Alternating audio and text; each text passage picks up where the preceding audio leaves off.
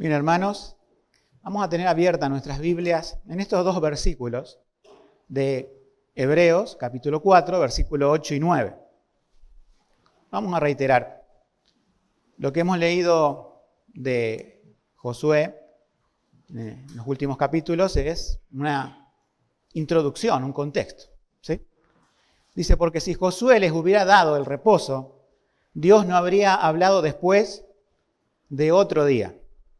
Por tanto, queda un reposo para el pueblo de Dios. El título que puse es Cristo nuestro reposo, porque esto se pone en internet y por ahí la gente no entendería. Sería el título real. Cristo es nuestra tierra prometida. Pero hay mucha confusión en cuanto a lo que la Biblia habla y cómo se interpreta la tierra prometida. Hay confusión por parte de los judíos. Hay confusión por parte de cierta doctrina de los evangélicos y hay confusión por parte de iglesias neoevangélicas, llamemos. Déjenme aclararle estas tres confusiones, porque después entramos al mensaje, ¿sí? Que hay 3 puntos. La tierra prometida es algo que Dios le prometió a Israel cuando los liberó de Egipto, mejor dicho, se lo prometió a Abraham cuando formó al pueblo, se lo ratificó a Isaac, después a Jacob. El pueblo fue puesto en esclavitud en Egipto cuando fueron en busca de pan, después quedaron esclavos por 400 años. Moisés los libera. Moisés no entra a la tierra prometida, pero las promesas de la tierra prometida están desde hace siglos. Entonces, cuando Israel camina por el desierto y ya va a cruzar el Jordán, ellos están pensando en esa tierra tan ansiada que es la tierra prometida. Ahora, lo que hemos leído de Josué nos da una pauta de que esa tierra es de ellos condicionalmente. Si ellos obedecen a Dios, si ellos no se alían con los pueblos, si ellos no toman los ídolos de los pueblos. Fíjense que comenzamos la reunión con una lectura acerca de los ídolos que nos hablaba el profeta Jeremías. Ahora, lo que pasó con Israel es que al entrar a la tierra prometida, al principio, mientras estaba Josué, ellos hicieron buena letra. Ellos se comportaron. Pero al poco tiempo ya estaban con ídolos.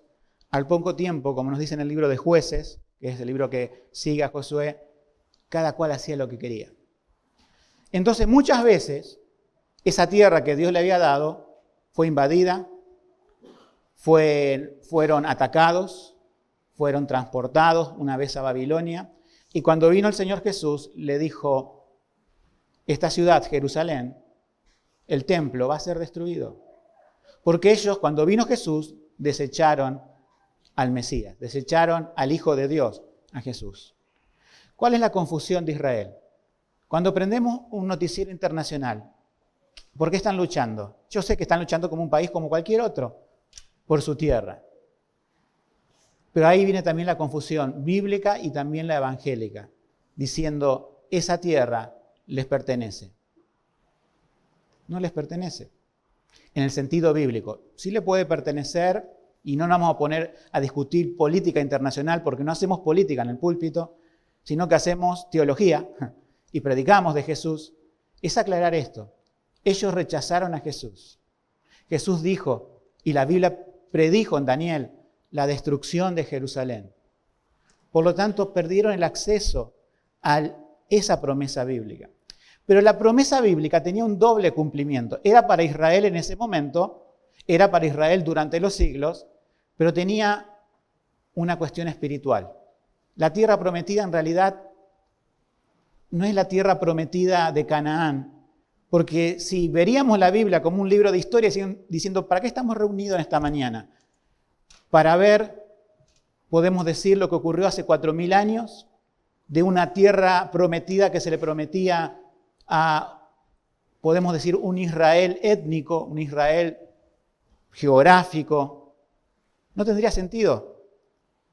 Dios, y los que hoy nos acompañan por primera vez y no estuvieron en la serie, muestra todas las historias del Antiguo Testamento que apuntan a una sola persona. ¿Cuál es la sola persona que apunta a todo el Antiguo Testamento? El Señor Jesucristo. Entonces dijimos, hay una confusión en cuanto al cumplimiento de la promesa.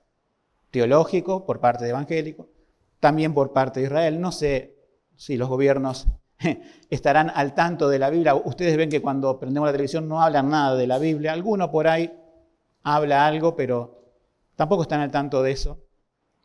Pero también hay otra cosa que esta es la más grave, y es la que vivimos en nuestra Argentina y en América Latina. Que todas las promesas, podemos decir, materiales, condicionales, hechas a Israel de la tierra prometida, la sacan y la ponen para prometérsela a la gente. Vamos a llamarlo iglesias neoevangélicas, para no ofender a iglesias evangélicas, porque esto se graba en internet, que sí predican la palabra de Dios, pero otros predican la prosperidad. Y lo toman de la Biblia, pero por una mala interpretación de la Biblia. Toman todas las promesas hechas a Israel como si fueran materiales para la iglesia. Entonces, ¿tendríamos que prosperar? A veces las personas dicen, pero si yo hice las cosas bien a la voluntad de Dios, ¿por qué esto me salió mal? ¿Por qué Dios no me bendijo? Y se enojan con Dios. Porque fueron enseñados mal en una iglesia evangélica diciendo, a vos te va a ir todo bien. A vos vas a prosperar en la tierra prometida y la tierra prometida está en esta tierra. No, no es la forma de interpretar la Biblia. Todas las promesas materiales, como apuntan a una tierra prometida espiritual, que es Cristo, se lo adelanto, las promesas son espirituales y son en Cristo. Entonces, la perspectiva del Nuevo Testamento, cuando vino el Señor Jesús, de todas esas promesas, es: en el mundo sufrirán, en el mundo tendrán aflicción. Aunque hagas todo bien, las cosas pueden salir mal económicamente y otras cosas más. Pero estás rumbo a una tierra prometida, que es la presencia misma de Cristo. Podés disfrutar la presencia de Él aquí en la tierra, a pesar que esta tierra, ustedes saben, está llena de problemas, llena de sinsabores. Y esa es la realidad bíblica que quiero hacer esta introducción. Las promesas son espirituales y todas se cumplen en Jesús.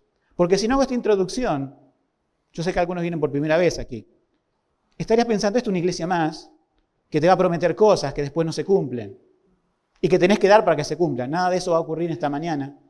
Nadie le va a pedir dinero, nadie va a hablar de ofrendas, ni nadie le va a prometer que te va a ir bien en esta tierra, sino que se va a predicar qué va a pasar después con tu vida después de esta tierra. ¿A qué destino irás? Si irás a la tierra prometida, porque en esta tierra creíste en Jesús, o si irás a una tierra de maldición, que es el infierno, por haber rechazado a Jesús. ¿Se entiende? Es simple el planteo. Es sincero. No busca otra connotación. Vamos al texto bíblico. Hay tres cosas que vamos a ver. Primero, la promesa a Israel. Vamos a repasarla, que es un pacto, podemos decir, condicional, con condiciones. Como segundo punto, vamos a ver que la tierra de Canaán era una figura del Señor Jesucristo. Y como tercer punto vamos a ver que hay un reposo, como dice el versículo que hemos leído, para el pueblo de Dios. Vamos al primer punto. Israel, hemos leído en Josué capítulo 23, advierte que habían llegado a la tierra. O sea, muchos dijeron, por fin, estuvimos en un desierto donde no teníamos agua, sí, Dios le daba agua, no había comida en abundancia, y ahora llegan a una tierra donde hay de todo, de todos los recursos. Pero ya en este capítulo, Josué es viejo, Josué es anciano. Josué va a morir y va a ir, dice él, a donde va toda la gente que muere, una frase así utiliza, si bien las almas prevalecen después de la muerte, sabemos, pero que antes de morir les dice, miren, les vuelvo a recordar lo que yo aprendí de parte de Moisés. Dios promete cosas buenas. Están en un lugar que no llegaron gracias a ustedes. Pero alguno dirá, pero no peleamos nosotros, no sacamos la espada nosotros, no echamos a los pueblos nosotros. Fue Dios. Ese insignificante pueblo no podría haber hecho frente a tantos pueblos juntos. No podría haber expulsado a quien lo podemos decir, en número no lo duplicaba, quizás era 10 veces más.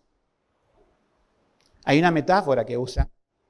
Una persona perseguirá ¿a cuántos? Eso tampoco es para usarlo para nosotros, ¿no? Porque uno dice, la Biblia te promete que vos perseguirás a 1000 y salen todos envalentonados de acá. No. Quizás como iglesia suframos persecución por causa de Cristo y nosotros no perseguimos a 1000. Pero en ese momento sí. En ese momento se cumplió eso porque eran una desproporción numérica y Dios hizo entrar a ese pueblo para mostrarles esto. ¿Para qué la desproporción numérica? ¿Para qué? Para mostrarle que es una obra de Él, que es su gracia, que no es la fuerza de Josué ni de Caleb, su compañero, como guías militares, que no es de los valientes de Israel, sino que un pueblo insignificante conquistó una tierra que jamás podría haber técnicamente, militarmente, en la historia. Esto sería un absurdo que un pueblo como Israel hubiera conquistado Canaán. Sería un absurdo, sería imposible estratégicamente. Pero Dios nos pone en su palabra para mostrarnos de que lo imposible, Él lo hizo posible. Y ahí tenemos una figura ya, pero de la salvación. Estratégicamente no podés salvarte. ¿Querés comprar a Dios la salvación? ¿Querés portarte bien? ¿Querés hacer buenas obras? Mucha gente piensa eso. Si yo hago buenas obras, cuando muera voy a ir a la presencia de Dios, Dios la tiene notada, la va a poner en una balanza y esas buenas obras van a pesar para mi lado y me van a salvar. No, créeme que cuando Dios te muestre los pecados que están en el otro plato de la balanza, eso no va a suceder, no hay una balanza en el cielo, ¿sí? Pero yo te diría, si pones tus pecados del otro lado del plato de la balanza, ni viviendo 5 vidas vas a poder comprar tu salvación. La Biblia nos dice que es imposible. Y así como era imposible que Israel conquistara una tierra tan grande, tan vasta y con tanta gente. Nos está mostrando Dios en su palabra, por medio de este ejemplo, que Jesucristo es el que conquistó al pecado y la muerte. Él hace posible la salvación de todo aquel que cree en Él.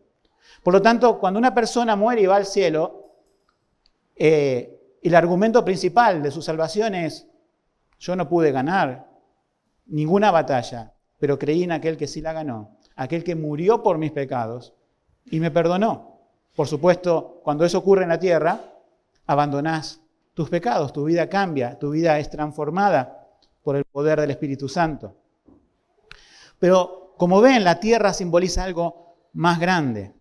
Israel tenía que pensar, ¿no es cierto?, que la tierra esa era inmerecida, que era un regalo, ¿sí?, y que era por un pacto. El pacto que Dios inició con Abraham. Lo cumplió al introducir a los israelitas en la tierra prometida.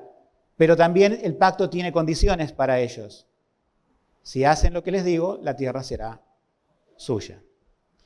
Hay un hecho en donde Jesús aparece en el libro de Josué. Usted dice, ¿dónde? No lo leí bien.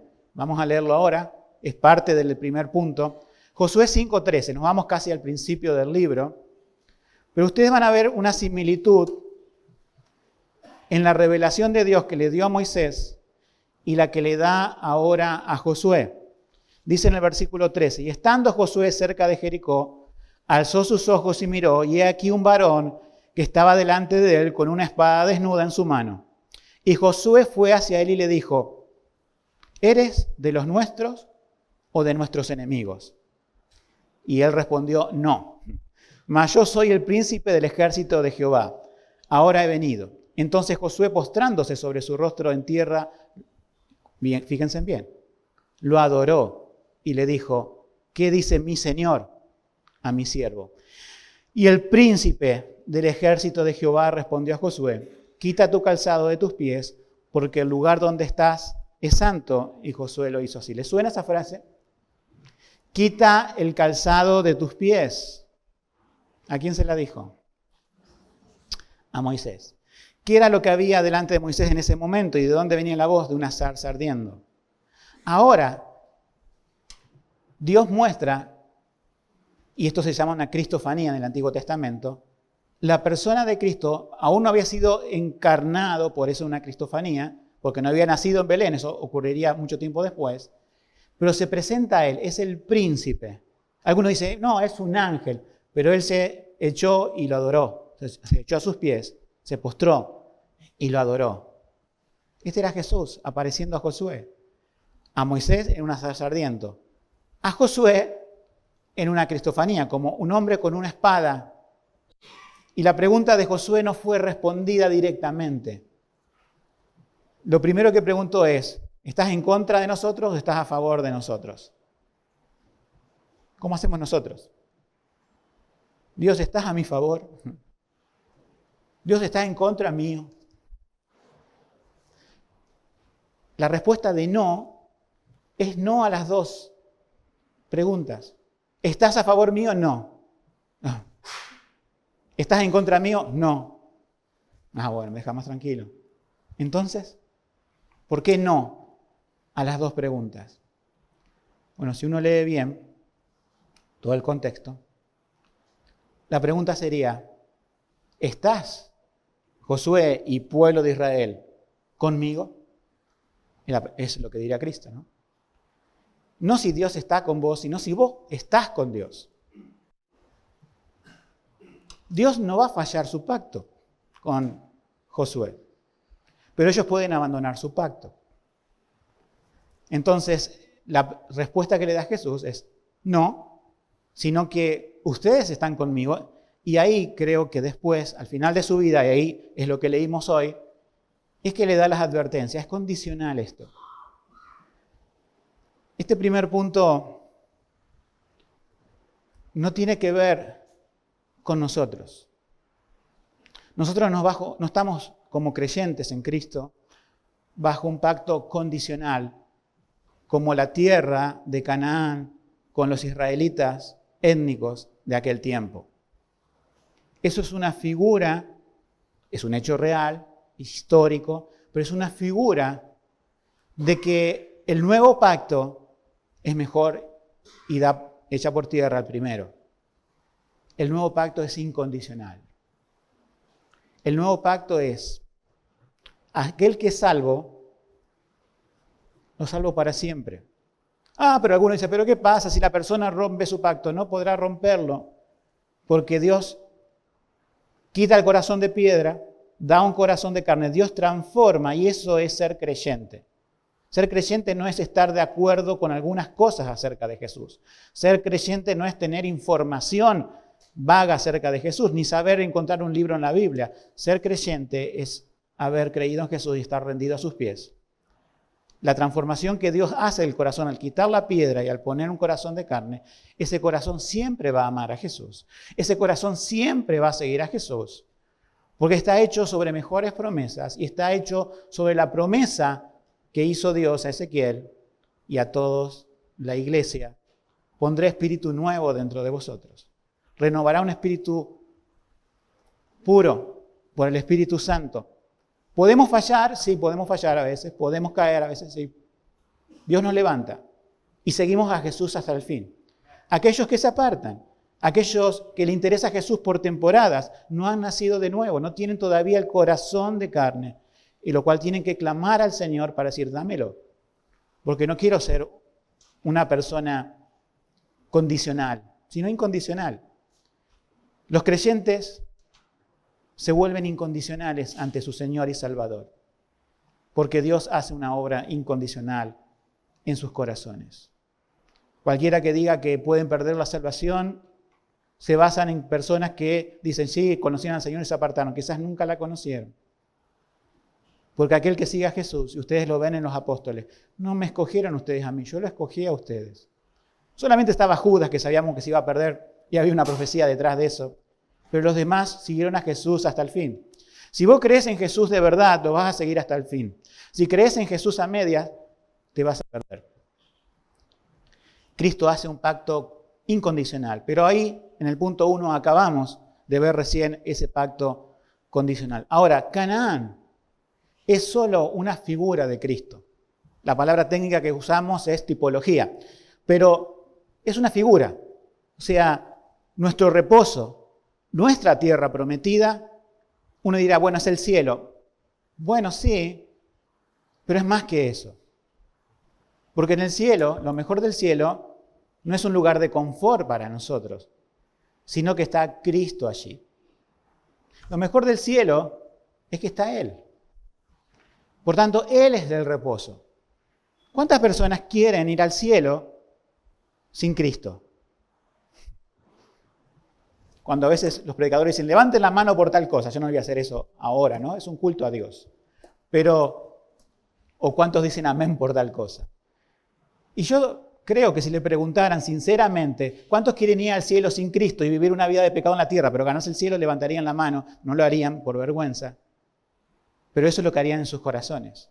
La gente quiere ir al cielo sin Cristo y no es posible. Si Cristo no te interesa en esta tierra, ¿por qué debería interesarte ir a la eternidad, donde Él es la tierra prometida y Él es el Canaán que nos muestra la Biblia? Por eso vuelvo a repetir una y otra vez. Al ofrecer el Evangelio, no ofrecemos beneficios, sino uno solo: Cristo. Para el alma que se va a salvar, Cristo es valioso. Cristo tiene atractivo. Te interesa. No tengo que despertar de yo interés. Mis ademanes, ni la forma en que adoran los hermanos, no te va a despertar ese interés. Ese interés lo despierta solamente la palabra de Dios y su Espíritu Santo. Aquel a que Dios salva, Cristo, es importante. El mensaje de la cruz es un dilema universal que dice, tengo que prestar atención, depende mi vida de eso. Porque cuando vayas al otro lado de esta vida, Él va a estar allí.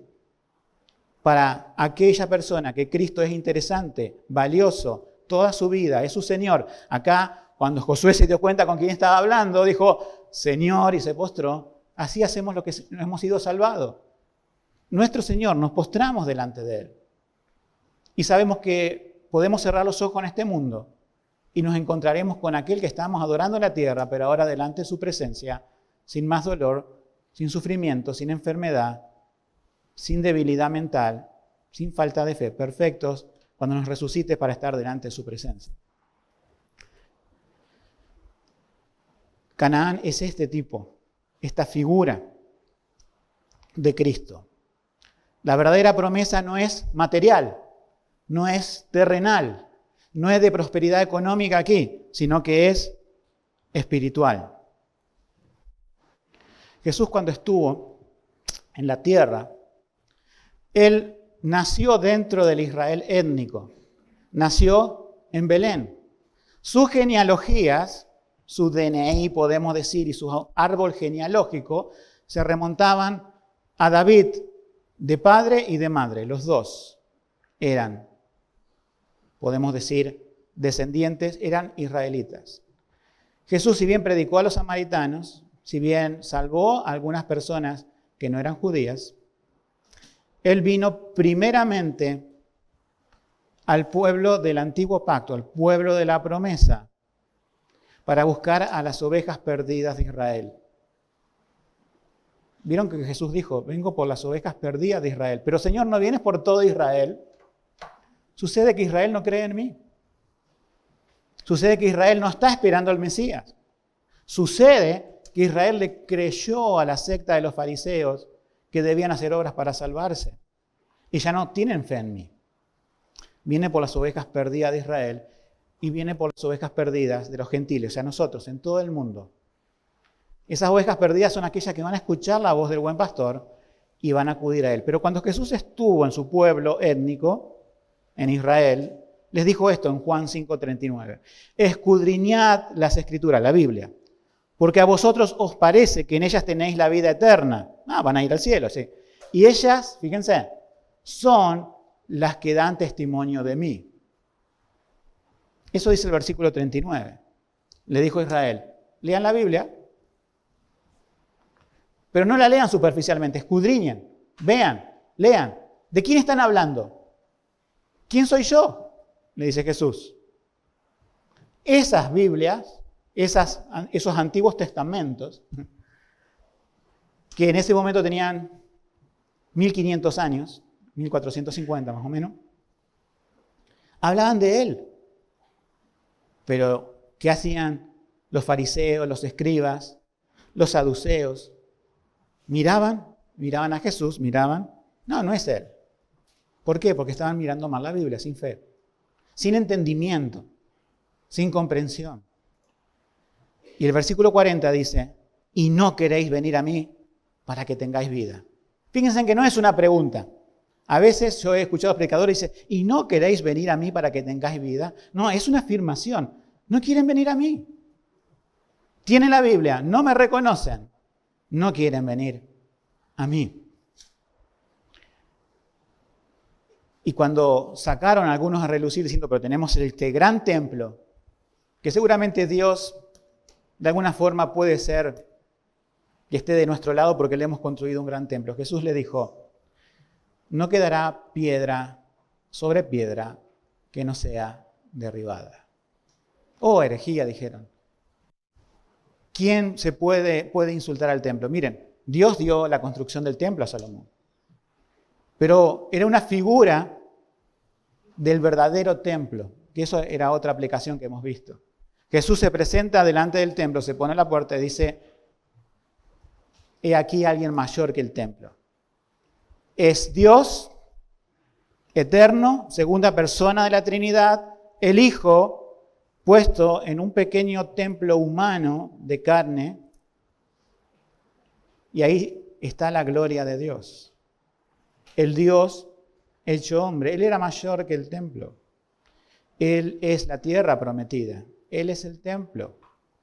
Y le decía a los judíos, ustedes han tenido las Escrituras por ese milenio y medio. Otros pueblos no la han tenido y aún así no me conocieron.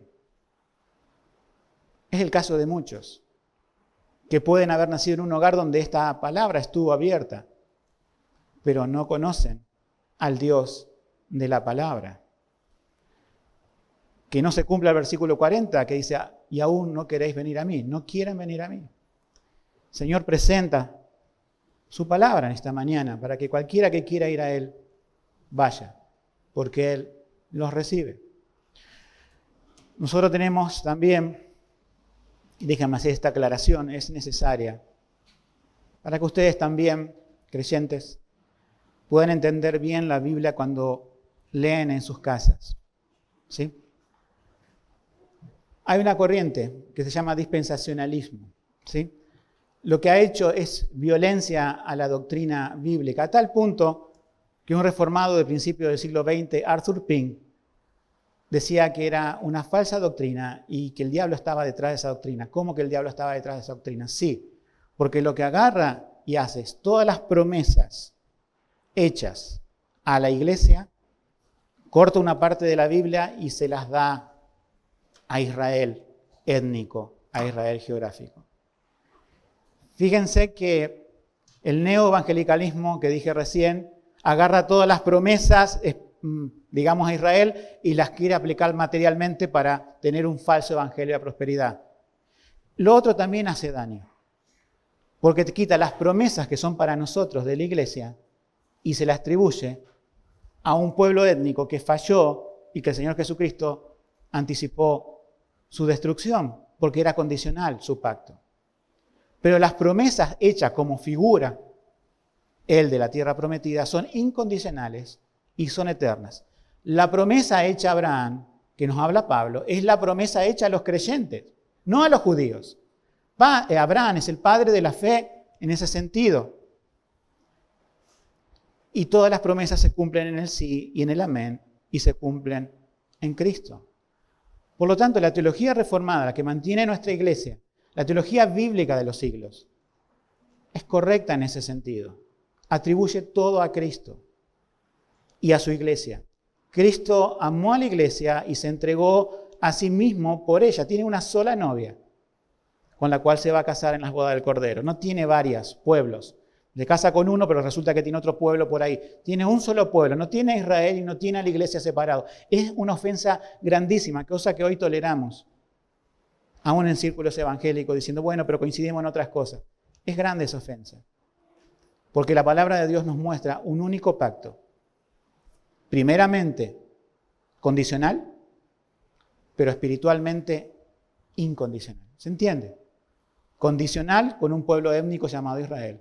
Incondicional con las personas salvadas de los siglos de Israel, de nuestro tiempo, lo cual conforman un único pueblo que se llama la Iglesia, por la cual, como dice Efesios 5, Jesucristo vino y murió con ellas. Tomamos en serio la doctrina. No es un punto de vista. Quien les predica está dispuesto a vivir por esa doctrina, defender esa doctrina, porque también fui en el pasado confundido por otras cosas, lo cual terminan debilitando la iglesia, terminan debilitando el mensaje del evangelio, terminan debilitando muchas cosas.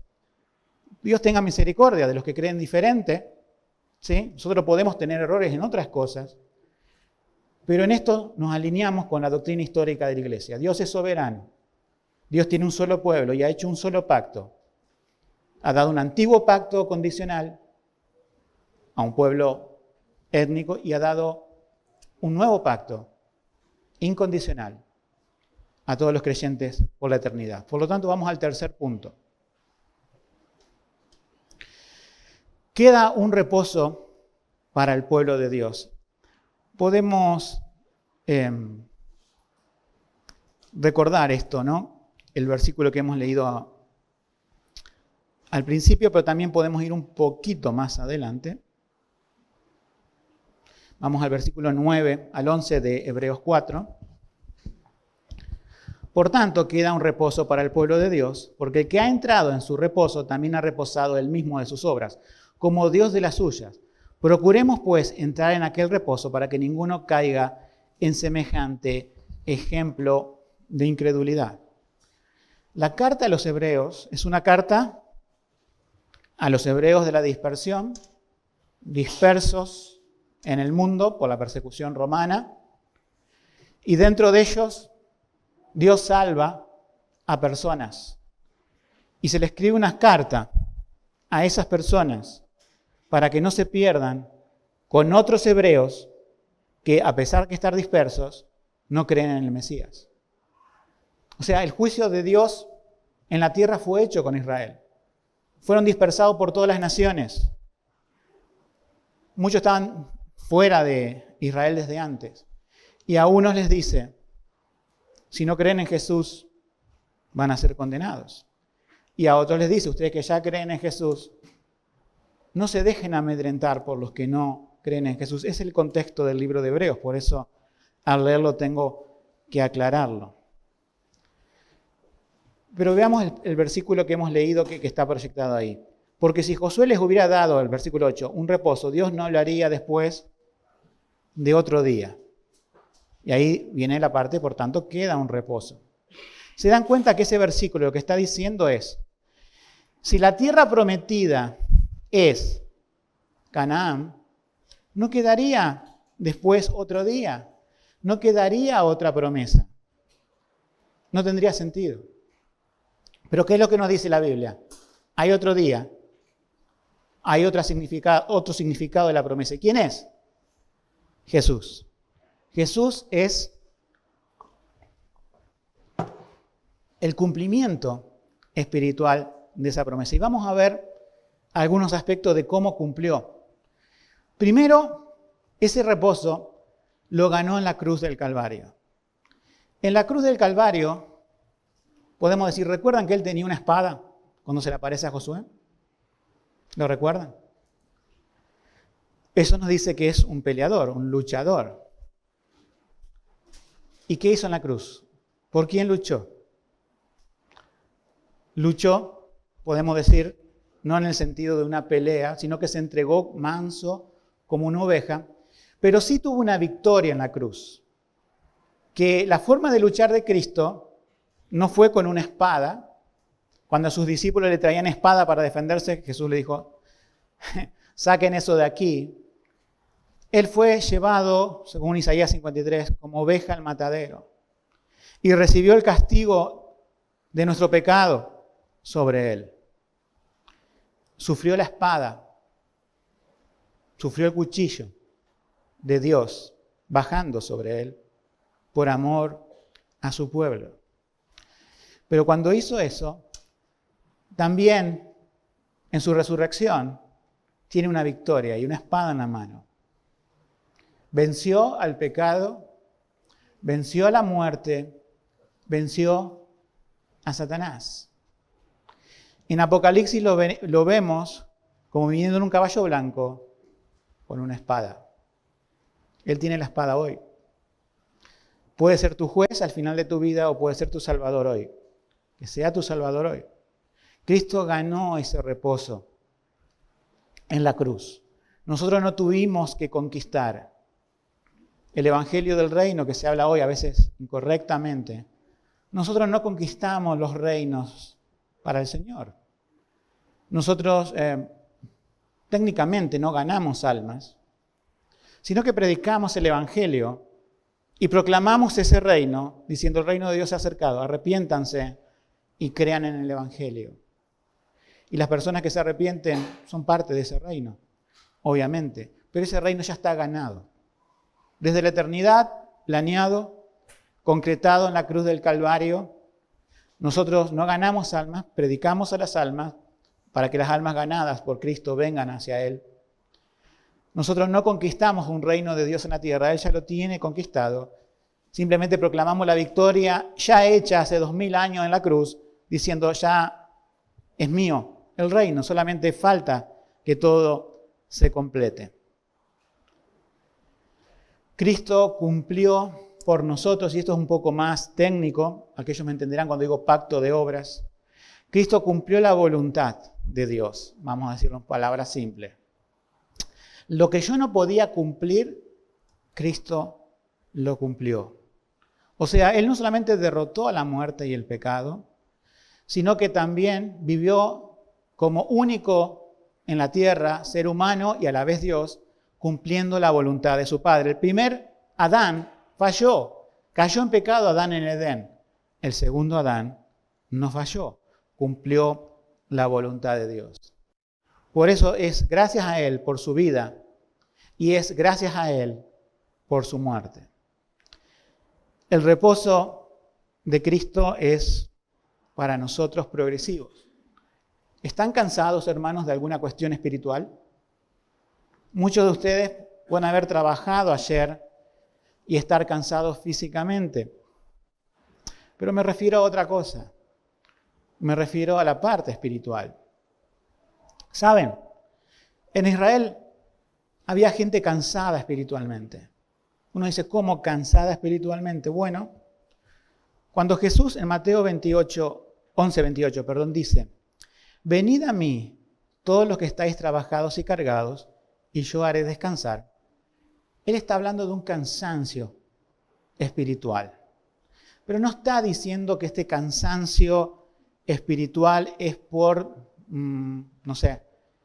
porque la persona estaba con problemas en su hogar, porque la persona tenía una vida difícil. Lo que estaba diciendo es que se habían cansado por las pesadas cargas que le imponía una religión falsa, que era la de los fariseos. Esa carga sobre las personas las cansaban, diciendo, yo no puedo cumplir todo esto. Yo no me puedo salvar. Gracias a Dios, muchas personas vienen cansadas aquí. Cansadas de muchas cosas, de muchos abusos espirituales, de muchas falsas promesas. Cansadas quizás de tanto engaño. ¿Dónde está Jesús? ¿Cuál es el camino correcto de salvación? ¿Por qué hay tanta confusión? Si vas a Jesús, tu alma descansa. Cuando se abren estas escrituras para presentarlo a Él y no a otra cosa, tu alma descansa. Espero que esta de mañana descanse tu alma. Si no pusiste tu alma en manos de Jesús, por desconfianza, diciendo, no, pero los hombres, pero los pastores, pero la iglesia, olvídate todo eso en este momento. Es Jesús. ¿Cómo se le presenta a Josué? Se presenta por las Escrituras. Y que puedas rendirte de corazón a Él, caer a sus pies y decirle, Señor y Salvador, yo haré descansar de esas cargas. Venid a mí todos los que estáis cansados y trabajados. aún creyentes. Estamos cargados por muchas cosas, ahí sí. Y nosotros nos olvidamos, tenemos una amnesia, y uno la tiene, y seguramente ustedes también. A veces una amnesia continua de olvidar que estamos en el reposo. Que nuestros pies espirituales están en la tierra prometida. Estamos pisando aquí materialmente, pero nuestra alma está en lugares celestiales en Cristo.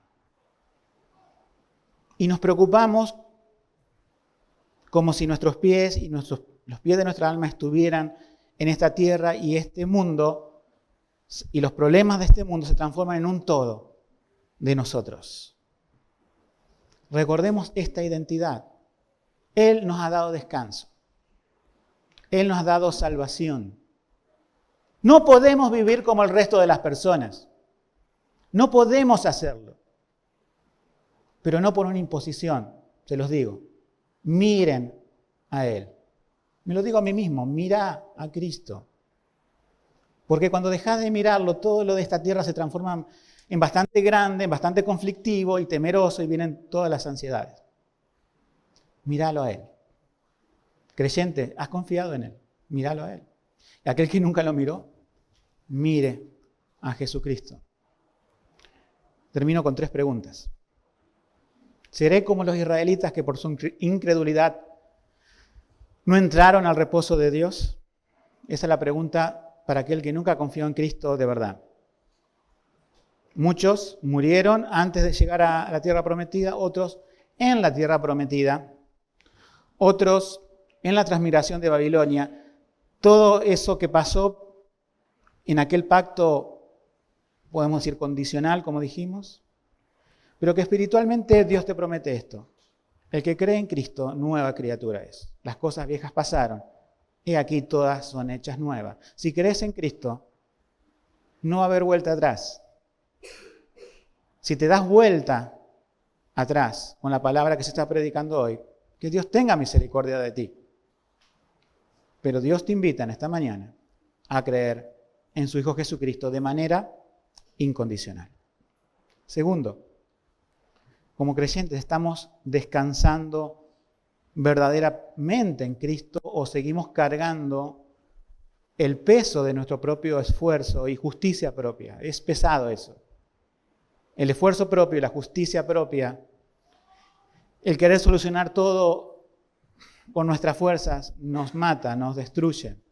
Somos como nuestro vecino, compañero de trabajo, igual, que no conoce a Cristo. Pero levantemos nuestra mirada al Salvador en esta mañana y que Él sea quien nos dé nuevas fuerzas. Por último, renuncia a toda confianza propia, a toda autojusticia, a toda confianza en las cosas de este mundo. ¿En qué queremos poner y recostar nuestra cabeza? ¿En nuestro trabajo? ¿En una casa que nos compramos? ¿En un familiar que nos apoya? ¿En nuestro jefe? ¿En nuestros vecinos? ¿Sobre quién querés apoyar tu cabeza y reposar? Recordá a Juan, el apóstol más joven de Jesús. ¿Dónde ponía su cabeza? En el pecho de Jesús. Creyentes, estamos llamados a eso. A quitar nuestra cabeza de los falsos reposos y apoyarla sobre el verdadero reposo, que es el regazo del Señor Jesucristo. Que el Señor nos bendiga en esta mañana. Oramos.